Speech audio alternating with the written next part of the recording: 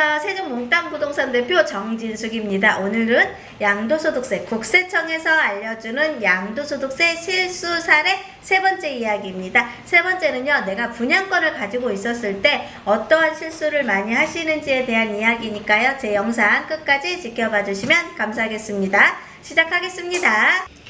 양도소득세 실수 톡톡 세 번째 사례입니다.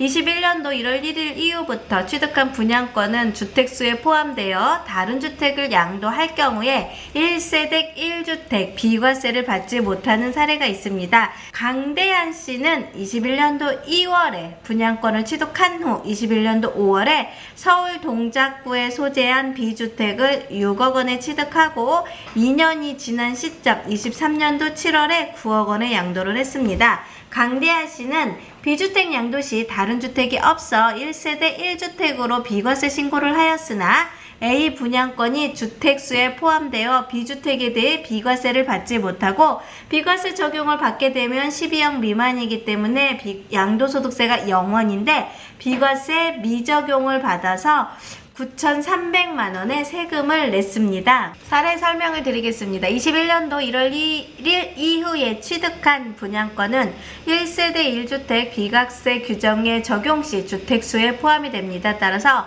강대한 씨는 21년도 1월 1일 이후 A 분양권을 취득한 후 B주택을 취득하였고 양도하였으므로 1세대 1주택 비과세 적용을 받을 수가 없습니다.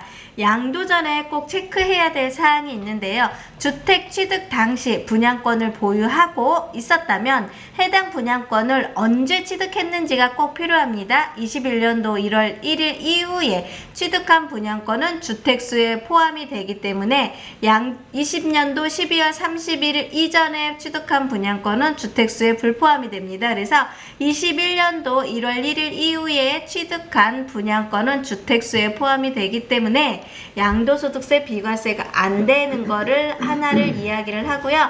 절세 팁으로 21년도 1월 1일 이후에 취득한 분양권은 주택수 계산에 포함되므로 분양권을 보유한 상태에서 주택을 취득하여 양도하는 경우에는 비과세 적용이 가능한지를 미리 정확하게 확인하는 것이 중요합니다. 분양권의 범위를 알아보셔야 될 텐데요. 내가 21년도 1월 1일 이후에 취득한 분양권이 어떠한 분양권이 해당이 되는지를 안내를 해드리면 첫 번째는 건축물의 분양에 관한 법률, 두 번째가 공공주택특별법에 의해 분양한 분양권, 세 번째가 도시개발법에 의해 분양한 분양권이고요. 네 번째 도시 및 주거환경 정비법에 의해서 분양이 된 분양권, 다섯 번째 빈지 및 소규모 주택 정비에 관한 특례법에서 적용된 분양권, 여섯 번째는 산업 입지 및 개발에 관한 법률에 의한 분양권, 일곱 번째는 주택법에 의한 분양권, 여덟 번째는 택지개발 촉진법에 의한 분양권입니다. 이렇게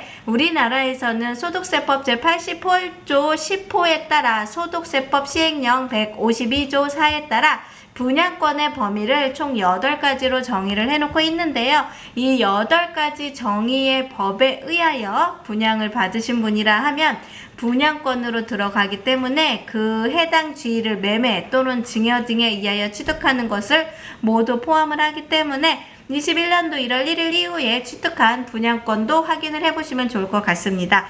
저 같은 경우는 양도소득세가 아니라 취득세를 할 때 정말로 위험한 사례가 한 번 있었었는데요. 취득세는 2020년도 8월 10일 이후에 취득한 분양권은 주택세에 들어갑니다. 그렇게 주택세에 들어가는 거를 이렇게 21년도 1월 1일 이후에 취득한 주택에 대해서는 양도소득세가 분양권이 주택수에 포함이 되니까 체크를 하셔야 되고요.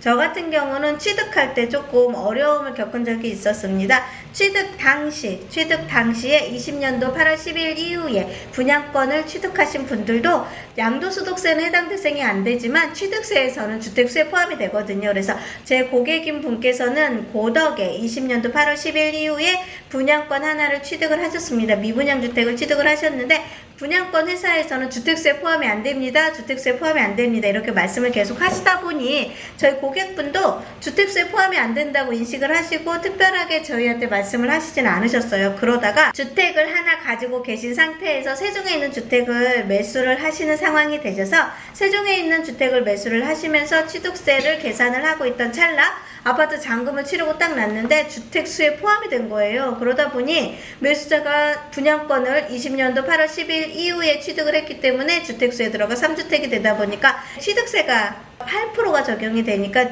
취득세가 너무나 많은 돈이 9억대의 매물이기 때문에 98에 72, 7,200만 원의 취득세가 발생이 되게 생긴 거예요. 그래서 취득세를 잔금하는 날 잔금을 치르지 않은 상태라고 하면 어떻게 정리를 해보겠지만 잔금까지 입금이 된 상태였고 당일에 처리를 어떤 걸 해야 될지 고민을 하다가 분양권이 있더라고요. 그래서 분양권을 자녀 앞으로 바로 매매를 했습니다. 어차피 거래가 되지 않는 분양권이었고 미분양이었기 때문에 마이너스 P로 바로 매매로 진행을 했고요. 매매로 진행을 하면서 잔금, 따님한테 있던 자금을 다 받으면서 분양권 매매로 진행했고요. 건설사의 일정에 따라서 명의 변경은 그 건설사 일정에 따라 진행을 하면서 실거래 신고했고 계약서 작성하고 하면서 그때 당시 때마침 따님이랑 같이 오셨기 때문에 그 자리에서 조금 능수능란하게 처리를 해 신고 필증까지 나와서 시청에서 당해 주택이 없는 걸로 인정을 받아 2주택으로 해가지고서 취득세를 1에서 3%인 일반세율 적용을 받고 낸 적이 있었습니다. 이것처럼 분양권이 양도할 때도 굉장히 중요하고 실수들 많이 하시지만 취득할 때 또한 8%라고 하면 세금이 좀 만만치 않거든요. 이럴 경우도 많은 사례가 있으니까 이러한 사례들을 하나하나 놓치시지 마시고요. 잘 적용을 하셔서 앞으로 세금에서 중과를 맞거나 세금을 많이 맞거나 하시는 상황 안 생기게끔 정확하게 체크, 팩트 체크, 그 다음에 분양권도 주택수에 들어가는데 어느 부분에 주택수에 들어가는지 연도에 따라 틀리기 때문에 그런 거를 잘 체크하시라고 오늘 이렇게 안내를 해드렸습니다.